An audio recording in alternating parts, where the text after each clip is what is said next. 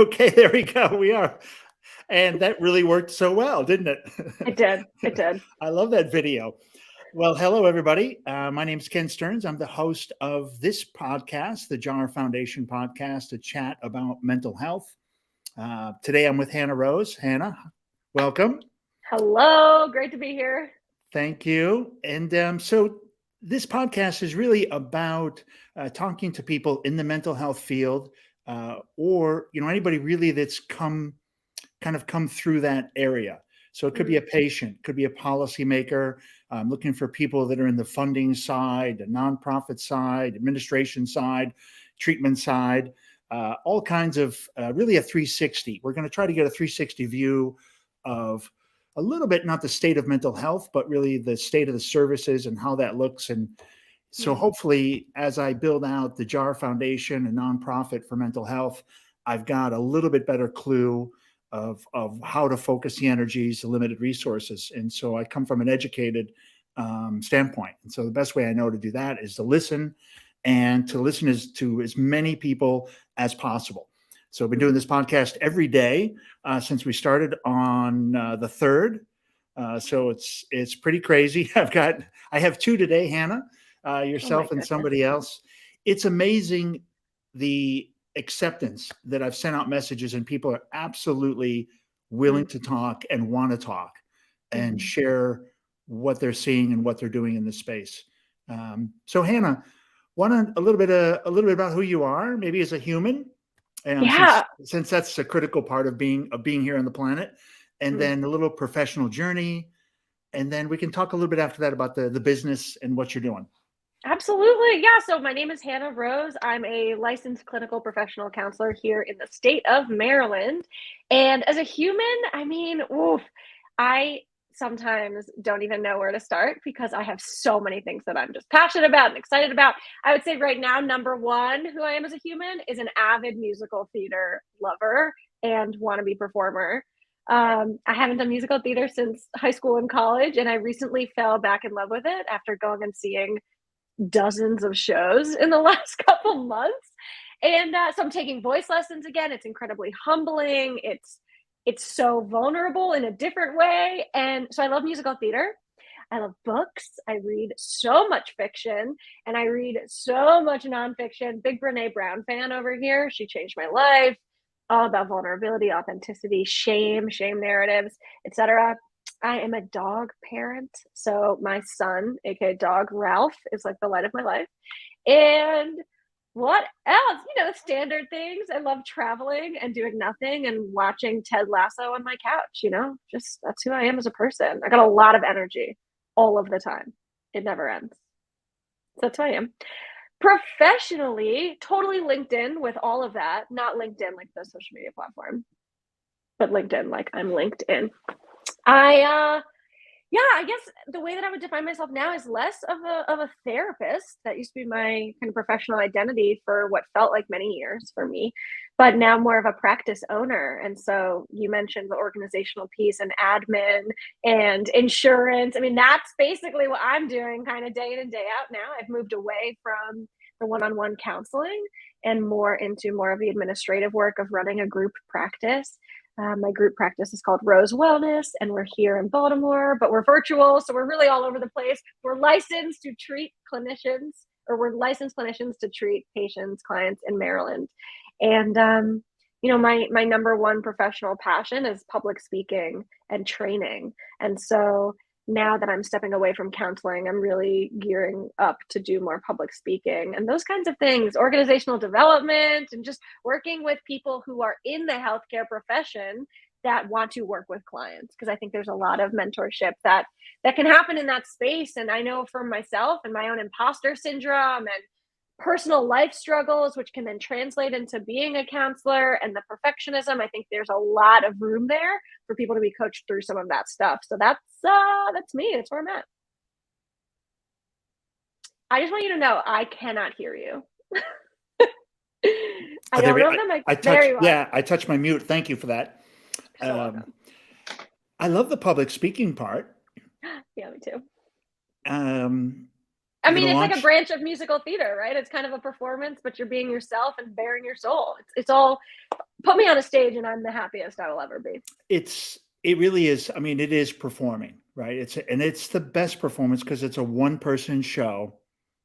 There's, yeah, I love public speaking. So this is actually, I just started, we can chat afterwards. I just hired, I just not hired, but I joined a team, an individual that's got a practice that, Cool. like you, it helps what you're doing, helps public speakers put your package together, helps you, how to position yourself, how to Mhm. articulate, your value proposition, put your materials together. A Mhm. really great program. I just started about 2 weeks ago. That's awesome. Great person. Got a little community together. Every Monday night, you get on a Zoom call if you want, and get a little motivate. He was on there last night, kicking some ass. I bet it's hard. I mean, it's like be yourself, but also, be dynamic and be quick on your feet. And it's just all these things. I love it. It's a challenge and it's more energizing than anything I've ever done. Yeah, yeah, it's a blast, and boy, it's nerve wracking too when you see a couple thousand people. I mean, people panic over 10 people, 100. You get into a room with a couple thousand people, it's a different animal. You can't see the people anymore. Mm, You right. can't. You're not really talking to people. You're talking to like this palette of Yeah. faces. It's Uh, wild. I mean, one thing that really helps me with, what the term that's been coined, I think, self-centered fear, right? Because fear of public mm, speaking is like one of the top phobias oh that yeah, exist. It's just yes. incredibly common. And what that self-centered fear is everyone is looking at me and thinking about me and judging me. And the way that I see it is like, nope, everyone in the room is likely thinking about themselves to an extent because no one on this planet, not one person on this planet thinks about me as I, frequently as I think about me. And that can be I, humbling and it's also so freeing. It's like, I don't really care if I'm going to make an ass out of myself or be awkward and vulnerable because a couple minutes later, you're just going to be thinking about yourself again. And that's I, okay. It's not about this is me. so true. Everybody in the audience is absolutely not thinking about you. Promise you. Right. They're thinking Right. about, picking up the kid after this, hurry up, talk so I can get off, or I Yeah. forgot to did I leave the lights on in the house? You know? Right. And if Yeah. someone's focus is on you for even a brief period of time, try to leave an impact, Yeah. try to do something. But at the end of the day, like no one is going to go home and be like, that Hannah Rose really sucks as a person. And if they do, that's a sad place to be. So Well, you not made my an problem. impression on somebody at least. Yes. Yeah. How does there I mean, is there a correlation to that, to mental health? As we go through, Yeah. like, I mean, there's almost a straight analogy, right? As we go through life, we really do when we walk around places, even like, so many times you think about, at least for me, like, I wonder what people are thinking. Yeah. Yeah. Well, so And I recently, when COVID first happened, I deactivated all social media except for LinkedIn because LinkedIn was boring to me. And there was no risk of an endless scroll on LinkedIn. But sorry yeah. if we're on LinkedIn right now. But so I deactivated all social media. And as a millennial, that was like, so much of my identity was put into like curating this feed and people giving me the like. And it was almost like withdrawal going through that at first. Whoa. And so I recently, it's been, 3 years, recently just reactivated Instagram. And it's really interesting to notice, to just be mindful of and like non judgmentally noticing my own, like, oh, did anybody like this? Or I've been posting videos of myself singing because I'm trying to just like embrace that self centered fear and be like, I can't really do this. But you know what? I'm trying to unlearn the fear of what you think of me. And it's easier to do when you're off social media completely. And it's much harder to do when you're trying to reestablish a healthy relationship with social media, which is where I am right now. So last couple of days have been really interesting for me, just trying to navigate that cluster F of wow, this is really just like a highlight reel and everyone is liking and viewing and voyeur, like I'm just a voyeur to other people's lives. And it's interesting to not pick up the phone every 2 minutes and intentionally say, no, I'm not going to do that. What do I want to pay attention Hmm. to right now that's right in front of me? It's a great book called How to Break Up with Your Phone, which was like the impetus for me detaching from social media by Catherine Price. And that book changed my life because it just brought so much attention to how addicted to technology and screens I am, as I'm sure many of us are. So anyway, highly recommend that book. Oh, that's great. I love How to Break Up with Your Phone. Yep. I made a YouTube video about it. Of course you did. Oh yeah, of course I did. Right? On my And then phone. the funniest thing is that on my little YouTube channel, that is the most viewed one because people search how do I have a different relationship with my phone? I'm addicted to it. And anyway, it's all very interesting and totally plays into mental health I mean, because isolation, disconnection, fear of what people think of us, curating this second life. It's like, oh, my life is in shambles, but I look really good in this picture. It's this cognitive dissonance that just fuels depression, anxiety, shame. And so Gen Z, not everyone, but like Gen Z who grew up with more social media than any of us did, it's you yes. see it. You see this anxiety and isolation and yeah, that's my social media rant. Well, that's a good one. I mean, you're seeing the impact and the consequences of it, Yeah. of really Yeah. unmitigated technology and look, these people designing the algorithms Yes. are, they make cocaine and heroin and methanol. I'm trying to think of, think of the the worst designer drugs that ever hit the planet. Yeah. And these people designing the algorithms to really addict you and to get this. I mean, I'm sure they're hooking people up to machines to find out where does the serotonin pump? Yeah. How do we do this? How do we hook people? I mean, Yeah. all you people out there doing this stuff, if you're watching this video, Yeah. Just bring a level of bad karma on you, bro. yeah. Bring a level of non-judgmental awareness to your own relationship with Yeah. technology and noticing like, when we're feeling a shred of discomfort or what we call boredom, how quick are we to pick up our phones? Yeah. How quick are we to just say, let me just tune out? And it's numbing. And we can't selectively numb emotion. So we're numbing fear and Hmm. anxiety and isolation and depression, and we're numbing true gratitude and joy. And so we're just like this.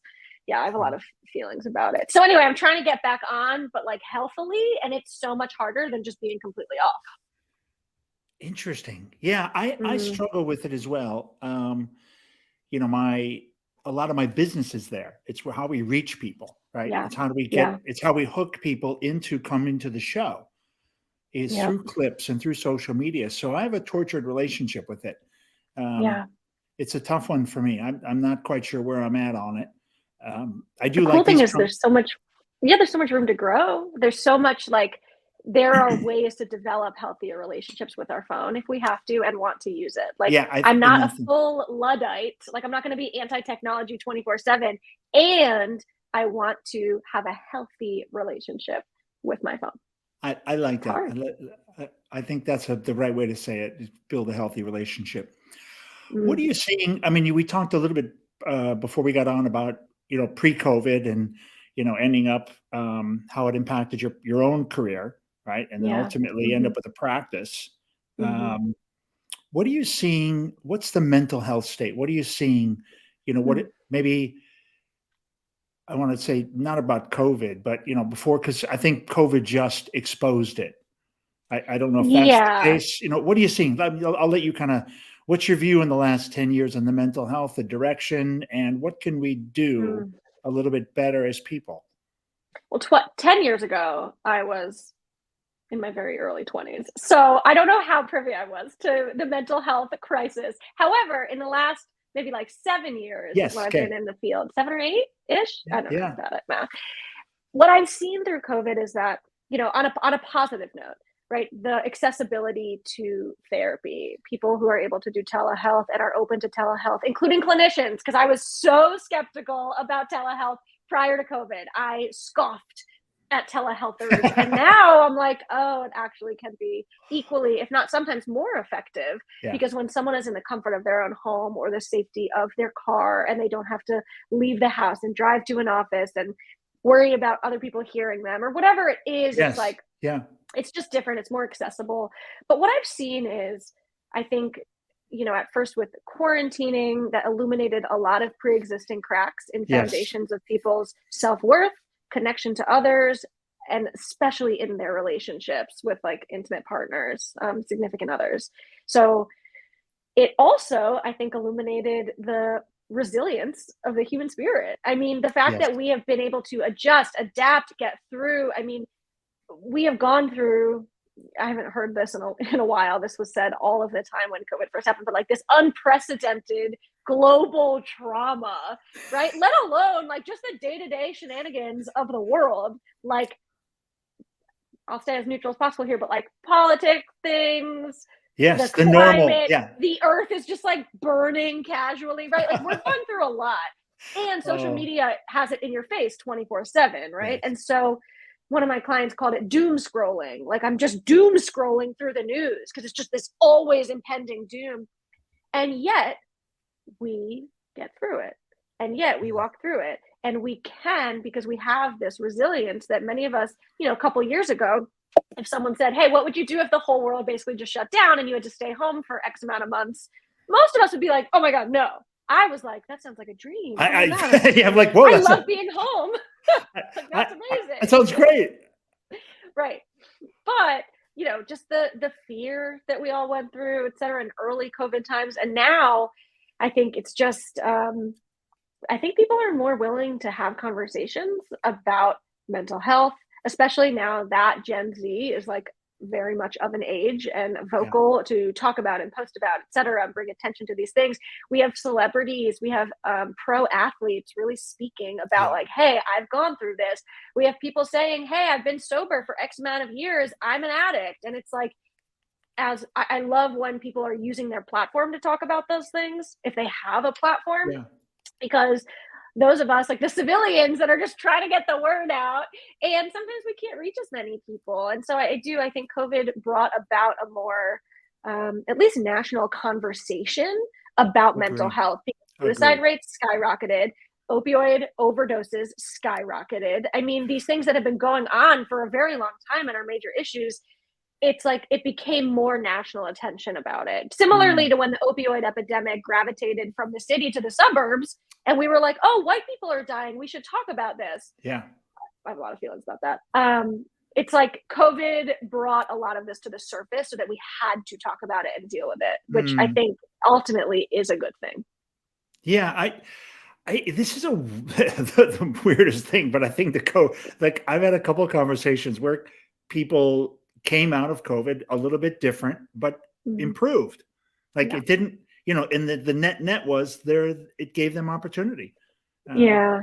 Yeah. And the reality is that for many of us, the impetus to change is often pain, and sometimes the pain, there's a quote, I think it's Henry Cloud, it was like a psychiatrist, like and I'm butchering this it's or okay. paraphrasing it rather, but it's like, it isn't until the fear of changing overcomes the pain of staying the same Yeah, that we will know yeah, growth or something like that. We will know yeah. change. I know that one. Yeah, and I think that's really huge here is that, I work very closely in the addiction and recovery community, and, people don't come into recovery in like to treatment or a 12-step program on a winning streak, right? We come in when we are broken and we are desperate and we say, "I don't know what else to do. I'm in so much pain." And I think COVID allowed a lot of people to say, "Okay, you know what? I am so full of anxiety. I'm so full of Yeah. self-loathing. My relationships are falling apart. I need to take action." And so that action, that pain was the impetus to change, which I think again is a good thing. You touched on you said something that really resonated with me a little earlier about the human spirit. Mm, And as I was saying, as I traveled across the U.S. and saw what people heard, what people had been through, face to face, I was like, wow. And one story after another story after another story after another story, and eventually, like, I think the human spirit is actually unfucking breakable. Like, yeah. it's really hard to break a person, even Yeah. though they might be broken, cracked or a little bit dislodged. But somehow people find a way to get up the next day for the most Yeah. part. I mean, people do. I mean, there is suicide. People do take their life. They do drink themselves to death. They do those other things. But there's a far, far greater percentage of people hit the survival mode at some point. Yes. Yes. And where we come in, the clinicians who are Yeah. treating people that have walked through trauma, pain, distress, whatever you want to call it, everyone has experienced trauma. I'm just going to, as a trauma informed therapist, I'm just going to throw that out there. I We think it's minimize our stuff all the time. We're like, "Oh, no, no, that's not trauma because this person had it worse." And it's like, It's not how it works. Comparative empathy is not a thing. So like, even if the house next to you is on fire, that doesn't mean your work stress is actually less. Having perspective is really important, but when Yeah, we that's minimize our good. emotional experience, it's not, it doesn't do us a service at all. It doesn't do anyone a service at all. But the resilience of the human spirit, I mean, we can go through such devastating things. We can go through external, internal trauma, and yet we can walk through, and we are resilient. And I am constantly, when I was practicing more frequently with clients, I was constantly saying, like, you don't see how resilient you are. Like, do you realize? And so where we come in, what I was saying is when you're no longer in crisis mode, you're no longer in survival mode, but all of those protective mechanisms and survival coping skills are still in place and they no longer serve you. And your nervous system doesn't know how to say, I'm okay now. I don't have to be guarded. I'm okay now. I don't have to be people pleasing. Yeah. You know, I don't have to read the room anymore. That's where we can kind of come in and help and say, well, this served you at a different point in time. It no longer serves you. So how can we Yes. lovingly, get rid of that, basically? I think it's great. I shared, so many people I know have gone into therapy, and I don't think I've met anybody of those people that said I didn't like it and I stopped. Mm. So Oh, I've met so many people that are like, I tried it, it doesn't work. And I'm like, I hear you. Therapists are also just human. And so the single most important foundational piece of yeah, therapy is a therapeutic like alliance. It's the like a rapport that you have with your connection. therapist. And so if it's not a good fit, or maybe the therapist, God forbid, like fell asleep while you were talking, like something horrible like that, I get why people would write it off and say that's not for me. However, a lot of those people do end up saying, trying again and saying, well, I maybe it just wasn't a good fit. yeah, and I think this is one reason why I think that the teletherapy is so powerful. Yeah. Because, although you don't get quite the same chemistry out, you don't get that the energy. We don't share the energy. And maybe that's a good thing if that's out of the room. I don't, Mm, that might be a good thing actually in some way that you're mm, not in the same room. But it allows you to meet more people. I mean, you can meet 5 therapists. You don't have to drive yeah. to 5 different offices. You don't have to drive an hour this way, 30 minutes that way, park, Hmm. wait in the waiting room. I mean, I think you can go and meet Yeah. different people and find someone you have a connection with, and Yeah. then go from there. Yeah, and you can have your dog on your lap, or you can show your therapist your cats or your art project or whatever it is. It's a different kind of intimacy to be in someone's Oh, home yeah. with them via Yeah. telehealth. It's very interesting. Um, I yeah, love it's really something. Yeah, I love that. I mean, this is a crazy, but I think we're still okay. I thought we were a little bit close on time. I was like, "That went too fast." Yeah. Um, how about some advice for me? Any what Oh, you've kind of made the transition, right? You've done your own career. I mean, pretty young, and you've already pivoted, um, and you I pivot pivoted a for lot. different reasons. I'm in a bit of a pivot, trying to. So what have you seen around nonprofits, or what advice would you have for me Mm. as I head down this road? What should I focus on? What should I stay away from? Or any kind of advice like that. Ooh, so as a therapist, rule of thumb is staying out of advice and never saying like you should do this, but Oh, I will provide any insights that I may have in my short time on this earth. First and foremost, I have literally no experience on the business side of nonprofits, so I can't speak to running a nonprofit at all. okay. I did work at an addiction treatment center that's a nonprofit for me many years. It was like Yeah, 5 years, but that's a long time for me. that's a long time. Yeah, and I think the piece, like the reason this place is and has been so successful, it's like mission oriented, right? And like I could tell within moments of meeting Mm, you, you are driven by passion to do something. It's like calling you. And I yeah, think especially now as a business owner, I can see how a lot of companies get a bad rep for being like, oh, they only care about the money. And the reality is, there is a business and administrative piece. Like, we can't do absolutely. all of our work for free.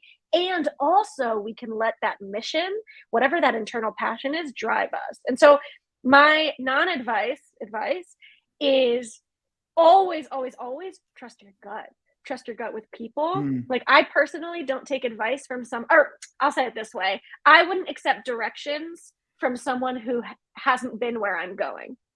Okay. I love that. So Oh, that's great. I it's love a that. very nice way of saying, like, listen, if I don't want what you have, like, I'm not gonna take what you say to Well, heart. And that comes yeah, back to like Teddy Roosevelt's Man in the Arena speech, right? Like, it's not the critic who counts. Like, if you're not in the arena with me, this is very Brene Brown. I just like am a Brene Brown sponge. All she talks I love about that. essentially is like, yeah, you if you put yourself out there, you will fall. You will eat shit. Can we get back up and do so with an open heart? Can we practice selective vulnerability, right? Like if someone is giving me tons of unsolicited advice, which by the way happens all the time, and I don't know if it's because I'm young and I'm a female or what, but like people just love telling me what to do What to differently. do. And I want to remain teachable and green and humble and Yes. open and also trust my gut. If someone doesn't have what I want, I am not going to take their advice to the same level of heart as someone who I look up to or is out in the arena with me, right? Like putting Right. themselves out there, all that stuff. That's a great advice. I mean, like, yeah, don't take too much, don't take too much advice from people who aren't in the arena, and Yeah. definitely don't take the criticism. I love that. And it's hard on the internet when people behind a screen can just tear you to pieces. And that is something that Mm, I have had an aversion to for a long time. And I'm really working to say, hey, what you think of me isn't going to change my foundation of self, right? Like getting compliments, getting validation feels good, getting criticized doesn't feel good. right. And also, my foundation of self needs to be solid before I put myself in the arena. And for me, that required a lot of internal work. Therapists, super helpful, other modalities of not like self-help per se, but just doing the work. Like as I shared with you, I recently went through this really long application process and put myself out there. And they just kept saying to me verbatim, you're really vulnerable, but you also seem confident. How are both of those coexisting? And what I said to them, which was kind of harsh, was like, listen, at the end of the day, I'm not going to change myself. I'm not going to trade my authenticity for your approval. If y'all don't want to enlist me for this thing, my self-worth isn't going to take a hit. Yeah. All I can do is show up and be myself. And if that vibes with what you're looking for, awesome. And if it doesn't, that's okay too. Cause like I'm a whole ass person. And I think that work Is is hard and has a lot of tears involved and is worth it. It's the most important work you'll ever do. what a great way to close the door on somebody asking you, actually kind of trying to put you in the corner and poke you a little bit, right? Well, it's like, yeah, like, well, how are you going to feel if you don't get this opportunity? And it's like, will it sting? Yeah. Will I be okay? Also, yeah. Have I been Yeah. through way worse? 100%. I've Yeah. made it through 100% of my bad days. I think I'm going to be okay. Yeah. That's funny. Yeah. Rejection is never easy. No. And I think, rejection from a random person on the internet, if that can sting you, if you get involved in a process, like at a Yeah. job approval process or a relationship process, and you Hmm. get to the end of it and it's breaks, right? You don't get what you want. You don't get what you had. You start to imagine what the outcome is, right? You start to Yeah. imagine. So for you, you go through this, you're going through this selection process and you're imagining, oh, I get through it. And then what is it like when I'm there? Hmm. And all of a Hmm. sudden they just go, boink, we don't want you. Right. And And that happens probably most commonly in relationships. in And relation, so yeah, how do people I, handle it? Like not well or not all the above? well. Yeah, all the I above. always say like not grace. Like I never have handled things gracefully per se, but at least in recent years, maybe the last decade, it's been authentically. And so if I'm feeling pain, feel the pain and show up for it. Don't turn the other way or try to minimize it or say it's not that bad. Like, oh, I went through a breakup, but I wasn't married with kids, so I shouldn't complain. That's some bullshit. Like pain is real. Pain is real. And so not minimizing my own emotional experience, I think is huge, huge. And then also It's a great bit of reminding advice. yourself, yeah, reminding yourself that like pain is real and it's also unavoidable. And Mm, when we walk through it, we show ourselves our own resilience in a way that is powerful. I think most of my growth has likely occurred in deep pain, deep vulnerability, putting myself out there, getting rejected. And again, remembering and rejected in any and all capacity. I mean, yeah, professionally, understand. personally, fill in the blanks. And the biggest piece to be aware of is what's the story I'm telling myself about this. So if you get broken up with and the first thought is I'm not enough, or I'm too much, or I'm unlovable, that core belief, conscious or not, embeds itself into your psyche. And then we go through life with that core belief, inadvertently looking for evidence to support it. Whether that means getting into shitty relationships or only engaging with people who are unavailable so that when it doesn't work out, we say, see, I'm Yeah. unlovable. And if we can be aware of what our own shame narratives are and actively try to dispute them and look for ways that they're not true instead of only seeking out evidence to promote this like unhealthy maladaptive schema, it changes everything. It changes the game. It changed my life, really. We started I talked about the self-talk Mm-hmm. and being lucky enough to find myself in sales and to get so much pounded into your head about this kind of stuff, about rejection and everything. Yeah. And I do think that it does have some good impacts. And I could see, definitely doesn't mean you're going to be immune from this kind of behavior, which I think is so, you see it even in friends. You see Mm-hmm. this right where you can see the relationship's not going to work and you kind of know why, and it breaks Yeah. up, and then you see the process. And so I think it is, important to have the knowledge of what it looks like, what Yeah. are these distortions that go on in the brain Yeah. and how it affects our behavior. And I think a lot of this is even like for you, just sharing that with people Mm-hmm. could help somebody and go, shit, that's me.